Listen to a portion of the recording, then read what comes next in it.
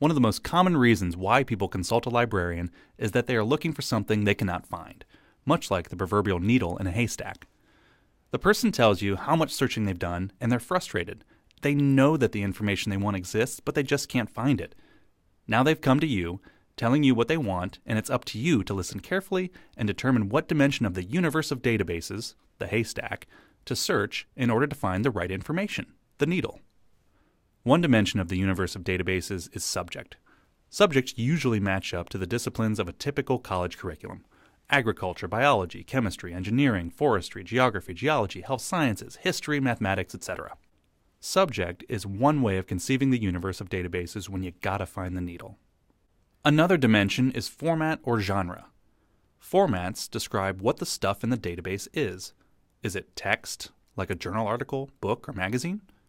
Or media, like music, films, or images? Or numbers and statistics, like census data, data from opinion polls, or spatial data on maps?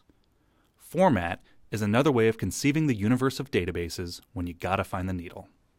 Another dimension is the source or surrogate nature of databases. A source database bears the actual sources themselves in the form of text, media, numeric, or spatial data, and these sources have the potential to answer the user's query.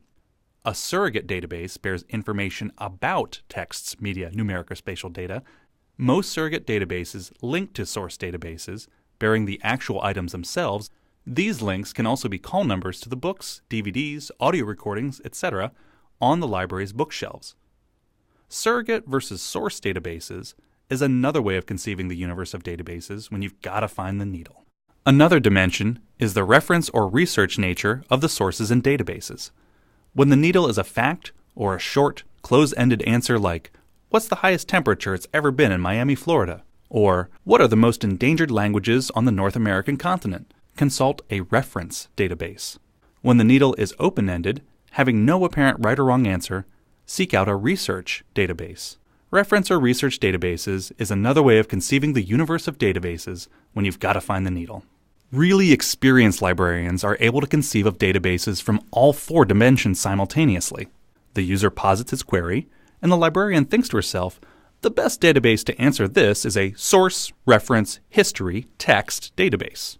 Or, it's a surrogate, research, popular culture, media database. Initially, it is difficult to conceive of databases along all four dimensions at once, but with experience, you'll become an expert at finding a needle in a haystack. Until you do, you can query the library's web-scale discovery system. The discovery system is the academic library's Google. In this system is information from databases along all four dimensions. You enter your query, and the web-scale discovery system searches nearly everything, the whole haystack. Unfortunately, most users have already searched your library's discovery system before they consult you, and they've either come up empty-handed or exhausted what they found there. So now it's your turn to answer the most difficult questions users have, and the key is to conceive of databases along the four dimensions: subject, surrogate or source, format, and research or reference databases.